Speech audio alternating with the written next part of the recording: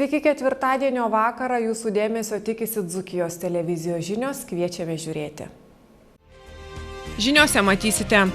Alytaus apskrities valstybinė mokesčių inspekcija visose tikrintose sveikatos priežiūros paslaugas teikiančiose Alytaus apskrities įmonėse nustatė mokestinius pažeidimus. 6 įmonės buhalterinėje apskaitoje buvo neapskaičiusios apie 120 000 litų pajamų. Alytuje atidaryta jaunųjų informatikų akademija. Vakar Putinų gatvėje iš 4. aukšto pro langą išmestas šuo. Policija aiškinasi, kas žiauriai pasielgė su gyvūnu. Po Alytuje vykusio regbio turnyro sugadinta kokybė garsėjanti Alytaus stadiono veja. Loretos galerijoje pristatoma personalinė tapytojos Irinos Kostinos darbų paroda neišsakyta.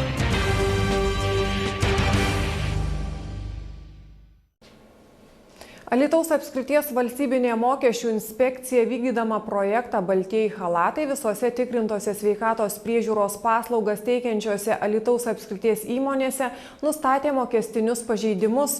Kontrolės veiksmų metu 6 įmonių buhalterinėje apskaitoje rasta neapskaityta apie 120 000 litų. Be to mokesčių specialistams įtarimų sukėlė deklaruojamos mažos žinomų odontologų, įmonių savininkų pajamos ir itin maži oficialūs jų darbuotojų atlyginimai. Dainos Baranauskaitės reportažas. Alytaus apskrities valstybinė mokesčių inspekcija visose tikrintose sveikatos priežiūros paslaugas teikiančiose privačiose Alytaus apskrities įmonės nustatė mokestinius pažeidimus. Negalutiniais duomenimis atskiros įmonės kasmet nuslėpdavo iki 1/4 savo pajamų. Kontrolės veiksmų metu 6 įmonių buhalterinėje apskaitoje rasta neapskaityta apie 120 000 litų. Be to mokesčių specialistams įtarimų sukėlė deklaruojamos mažos žinomų odontologų, įmonių savininkų pajamos ir itin maži oficialūs jų darbuotojų atlyginimai. Dažnas specialistas dirba pusę etato ir gauna vos pusę minimalaus darbo užmokesčio. Vykdant valstybinės mokesčių inspekcijos projektą Baltieji chalatai buvo tikrinamos sveikatos priežiūros paslaugas teikiančios įmonės. Alytaus apskrityje visose tikrintose minėtą veiklą vykdančiose įmonėse buvo fiksuoti mokestiniai pažeidimai. 6 įmonės buhalterinėje apskaitoje buvo neapskaičiusios apie 120 000 litų pajamų. Minėtos įmonės, jų savininkai deklaruodavo mažas pajamas. Nustebino tai, kad jų personalo darbuotojams, kurie dirbdavo po pusę etato, buvo mokama pusė minimalios algos. Visos įmonės vykdančios veterinarijos ir sveikatos priežiūros paslaugas Alytaus apskrityje už pernai metus deklaravo daugiau kaip 4,5 milijono litų pajamų. Tačiau pelno mokesčio sumokėjo tik 54 000. Kitaip tariant, pelningumas yra 1,1%. Po mokesčių inspekcijos pareigūnų vizitų patikrinimų privačiose medicinos paslaugas teikiančiose įmonėse visoje Lietuvoje deklaruojamos pajamos vidutiniškai ūgteli iki 70%. Tokia su verslo logika prasilenkianti situacija pagerėja, kai apsilanko mokesčių inspekcijos specialistai. Ir tada jau tos įmonės pradeda dirbti pelningai po mokesčių specialistų vizito. Todėl raginame visus mokesčių mokėtojus patiems dar kartą įsivertinti VMI pateiktus duomenis ir jeigu jie neteisingi arba netikslus, patikslinti deklaracijas ir pateikti teisingus duomenis. Nes mokesčių mokėtojai ir toliau bus atidžiai stebimi, vertinami jų pateikti duomenys, o tie mokesčių mokėtojai, kurie piktybiškai vengs mokėti mokesčius, bus jiems taikomos pačios griežčiausios priemonės. Patikrinus 5 Alytaus bei Druskininkų įmonės, taip pat nustatyti privačiame medicinos sektoriuje gana dažnai pasitaikantys pažeidimai. Vengiama apskaityti visas gaunamas pajamas ir mokėti mokesčius į valstybės biudžetą. Personalui mokamas mažas vidutinis darbo užmokestis. Gerai žinomai odontologai oficialiai gauna vos pusę minimalaus užmokesčio. Tikimasi, kad vis dėlto mokesčių mokėtojai pasitrauks iš to šešėlio, apskaitys visas gautas pajamas ir nuo tų apskaitytų pajamų biudžetą papildys sumokėti mokesčiai. O darbuotojams, kurie dirba tose įmonėse, taip pat bus apskaitomas tas realus darbo užmokestis, kurį jie tikėtina gauna. Valstybinė mokesčių inspekcija primena, kad gyventojai apie neapskaitomas pajamas, neregistruotą individualią veiklą, vokeliuose mokamus atlyginimus ar kitus mokestinius pažeidimus gali pranešti paskambinę Valstybinės mokesčių inspekcijos pasitikėjimų telefonu 1882. Pasinaudodami išmaniųjų telefonų programėle Pranešk, užpildę anketą interneto svetainėje 3v.v.mi.lt arba apsilankę mokesčių inspekcijoje. Alytaus kolegijoje oficialiai duris atvėrė jaunųjų informatikų akademija, kurioje jau šiais metais informacinių technologijų žinias gilins beveik 200 mokinių. Plačiau Viktorija Daugelienė. Alytaus kolegijoje pagaliau atidaryta ilgai laukta jaunųjų informatikų akademija. Jos tikslas skatinti gabių vaikų ugdymą bei moksleivių pasirinkimą studijuoti informacinės technologijas, stiprinti jų pasirengimą tolimesniam mokymuisi aukštųjų mokyklų informacinių technologijų krypties studijų programuose. Aš labai dėkinga visiems, kurie buvo šitos idėjos bendraautoriai, kurie buvo šios iniciatyvos palaikytojai, kurie buvo mūsų partneriai ir kurie buvo patys svajingiausi, galvojant apie šį naują projektą. Bendra Alytaus kolegijos regiono švietimo įstaigų iniciatyva, bendradarbiaujant su informacinių technologijų įmonėmis, padės mokiniams iš arčiau pažinti, geriau suprasti informacinių technologijų sritį ir jos specialistų profesiją, skatinti rinktis darbo rinkoje paklausę specialybę ir tinkamai jai pasiruošti. Ta problema, kurią imatės spręsti jūs, yra labai aktuali, nes nepaisant didžiulio darbo, kuris siekia apie 20 milijonų gyventojų Europos Sąjungoje, mes turime apie netoli milijono laisvų informacinių technologijų darbo vietų, kurių neužpildo. Pasak Alytaus kolegijos direktorės Danutės Remeikienės, jaunų informatikų akademijos mokymo planai ir metodikos yra parengtos bendradarbiaujant su verslo atstovais, todėl mokiniams padės ne tik pasiruošti būsimai aktyviai profesiniai veiklai, bet ir sparčiau įsitvirtinti darbo rinkoje. Mes labai džiaugiamės, kad ši akademija buvo sukurta gražioj sinergijoje verslo pasaulio, savivaldos pasaulio, mokslo pasaulio, na ir žinoma vaikų pasaulio. Juk mes visi kartu derinam, kokios programos turėtų būti pasiūlytos jums, kas galėtų leisti jums geriausiai išreikšti save, kas galėtų leisti jums įdomiai praleisti po pamokinį laiką, na ir žinoma, mokytis taip, kad galėtumėt kurti solidžią pridedamąją vertę. Jaunų informatikų akademijos įsteigimo idėją entuziastingai palaikė Alytaus miesto bei rajono vadovai.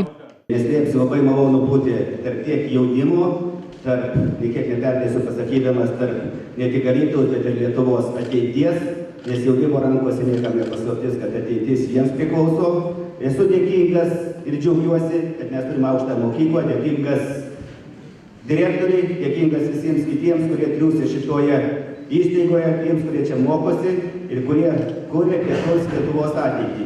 Dėkingams tiems, kurie realizavo šią idėją. Daugeliu atveju mes su miesto kolega savivaldybė konkuruoja, bet čia kaip tik tai pas jūs yra ta graži vieta, kur mes randam bendrą kalbą ir suprantam, kaip svarbu yra iš tiesų žinios, ypatingai IT technologijų srityje. Turiu praktikos ir galiu pasakyti tiems, kurie mokysis iš tiesų, tai prasmingas pasirinkimas, kuris tikrai garantuoja daugelį atveju tik gerą ateitį. Akademijoje 5-10 klasių ir 1-4 gimnazijų klasių mokiniai bus supažindinami su informacinių technologijų naujovėmis ir jų pritaikymu versle. Mokys programuoti, lavins struktūrinį ir loginį mąstymą. Informatikos žinias akademijoje šiemet gilins beveik 200 mokinių. Loretos galerijoje svečiuojasi menininkės iš Vilniaus Rinos Kostinos tapybos darbai. Tapytojo darbų parodą Alytuje pristato pirmą kartą. Loretos galerijoje pristatoma personalinė tapytojos Rinos Kostinos darbų paroda Neišsakyta. Dailininkė iš Vilniaus eksponuoja peizažų ciklą, kurį sukurti įkvėpė Vilniaus universiteto botanikos sodo aplinka. Pagrindinis parodoje pristatomų tapybos darbų objektas medis, kuris, pasak menininkės, yra kaip užuomina į žmogaus būseną. Medžiai yra gyvi organizmai. Jie patys pirmieji atsirado mūsų žemėje, mūsų pasaulyje. Ir slypi daug daug visokių istorijų. Mane labai medžiai domina savo formą. Šiaip aš norėjau parodyti ne paprastus medžius, o kaipgi užuomina į žmogaus būseną. Čia jūs rasite ir paguodą, ir laimę, ir visokias žmogiškas nuotaikos ir būsenas. Man tarsi medžiai kaip lemia tą nuojautą, tą žmogaus filosofiją. Ir per spalvą, per formą aš norėjau tą parodyti. Irinos Kostinos kūryba pagrįsta filosofija. Parodos neišsakyta lankytojai, žvelgdami į paveikslus, atpažins savo būseną, sako dailininkė. Mano kūryba pagrįsta filosofija ir kažkokia koncepcija filosofiška. Pernai buvo paroda vadinama būties dovanos, tai irgi apie žmonės, apie jos santykius. Pirmiausia, apie santykius, kaip mes gyvenam, kaip mes turim gyventi, padoriai, garbingai. Pernai buvo tokia paroda, o šią parodą apie būsenas. O kiekvienas lankytojas savo pasirinks tą idėją, įsižiūrės gerai į paveikslus ir galbūt atras kažko savo. Todėl ir neišsakyta, medžiai neturi liežuvio, negali pasakyti visko. Tai mes tik spėjom, arba taip. Kiekvienas savo atspės ir sužinos. Dailininkė Irina Kostina savo tapybos darbus Alytuje pristato pirmą kartą. Kaip ir mūsų galerijos misija yra kiekvieną sykį pristatyti naują autorių, kuris dar nebuvo Alytuje rodomas su savo darbais. Todėl šiais metais, šį sezoną tiksliau, mes pradedame su Irinos Kostinos tapybos darbais. O čia yra vėlgi naujas braižas, ekspresija, trykštantys tapybos darbai. Jeigu Irina sakė, kad tai medžiai ir medžiai su paslaptimi, kurie nekalba, bet kiekviename medyje mes galim kažką matyti, įžvelgti ir kiekvienas žmogus pamato tai savo kampu, savo rakursu, savo vidumi, išjaučia tai, kas būtent yra čia ar kažkuriame kitame darbe. Irinos Kostinos tapybos darbų parodą Loretos galerijoje apžiūrėti bus galima iki spalio 12 dienos. Toliau kriminaluose praėjusios paros įvykių apžvalga. Praėjusią parą Alytaus apskrities policijos komisariatuose užregistruota 11 nusikalstamų veikų. Įvyko vienas eismo įvykis, išaiškinti 28 kelių eismo taisyklių pažeidėjai. Vakar į pareigūnus kreipėsi 2 asmenys nukentėję nuo vandalo. Naujojoje gatvėje automobilio Renault Space savininkė rado išdaužtą jai priklausančio automobilio stiklą. Netrukus pareigūnams pranešta, kad lauko gatvėje išdaužtas aikštelėje stovėjusio Opel Omega stiklas. Įtariama, kad abu automobilius apgadino 22 metų vyras. Jis sulaikytas. Vakar Putinų gatvėje rastas pro bendrabučio langą išmestas šuo. Rugsėjo 18 dieną Alytaus apskrities vyriausiajame policijos komisariate gautas alytiškės pranešimas, kad iš daugiabučio namo 4 aukšto buvo išmestas jos šuo, kuris nugaišo. Pradėtas ikiteisminis tyrimas dėl žiauraus elgesio su gyvūnais. Gyvūnai bus atlikta ekspertizė mirties priežasčiai nustatyti. Nuo jos išvadų priklausys tyrimo eiga. Savininkė mišrūną pakasė, tad šiandien pareigūnai išvyko į Putinų gatvę, kur šuo bus atkastas ir nuvežtas ekspertams. Kas žiauriai pasielgė su Putinų gatvės gyventojos augintiniu, nustatinėja policija. Vakar Alytaus stadione sužaistos A lygos futbolo rungtynės, kuriuose Alytaus Dainava priėmė Pakruojo Kruojos komandą. Alytaus ir Pakruojo klubai 3 kartą sezone išsiskyrė taikiai. Ant žalios namų aikštės vejos sugrįžusius Dainavos futbolininkus nemaloniai nustebino aikštės būklė. Kokybė garsėjusi Alytaus stadiono veja dėja nebuvo atsigavusi po tarptautinio regbio turnyro. Kaip praneša Alius Mikelionis, Dainavos ir Kruojos futbolininkai kamuolį turėjo gainioti turbūt tikrai ne aukščiausios, o išties apgailėtinos būklės aikštėje.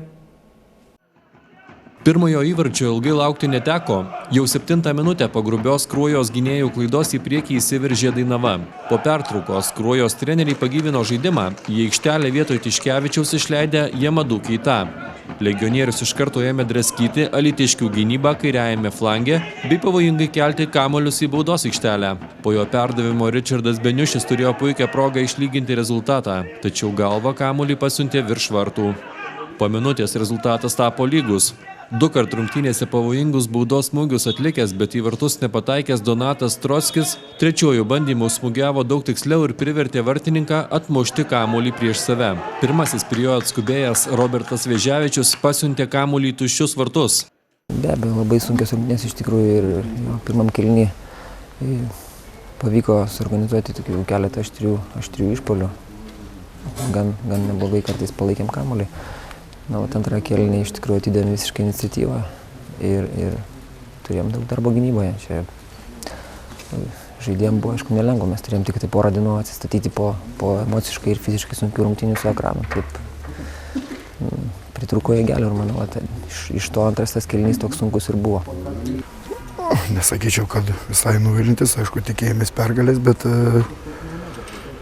kaip sakant, minėjau vyrams, kad tikrai Dainava šiuo momentu tikrai demonstruoja neblogą žaidimą, kaip sakant.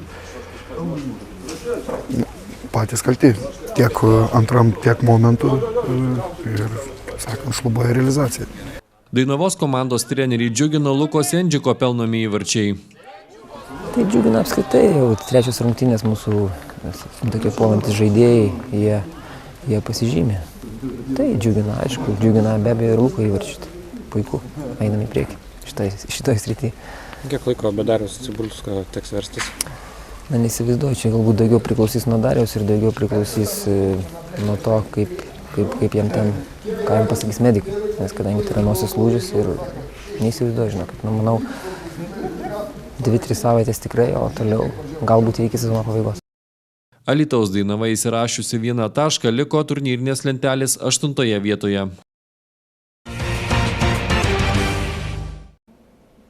Tiek naujienų šį ketvirtadienio vakarą Dzūkijos televizijos žiniuose. Ačiū, kad žiūrėjote. Netrukus rytdienos orų apžvalga. Gero vakaro. Orų prognozę pristato televizijos ir interneto tiekėjas Seagates.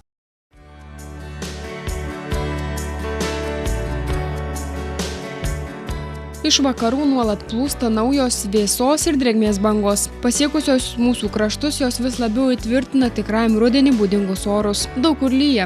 Šiandien orus lėmė mažai judrus atmosferos frontas. Jo debesys niaukė Lietuvos padangę ir daugelį rajonų įkyriai lijo. Penktadienis išliks lietingas. Naktį kai kuriuose centriniuose ir rytiniuose rajonuose lis itin intensyviai ir gausiai. Besikeičiančios krypties vėjas kiek sustiprės.